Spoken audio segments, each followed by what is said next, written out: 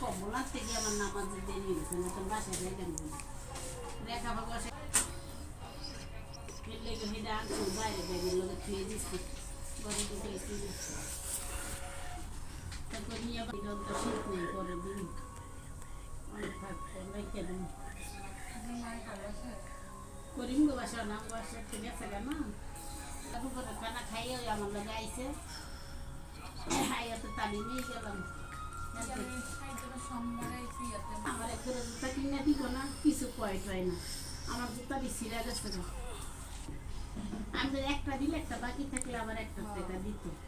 মানে শয়তান রাখ খায় আমি এই মাসে টাকা দিতাম না এই কেমন কথা এক মাস হয়ে গেছে তুই দিতি না হ্যাঁ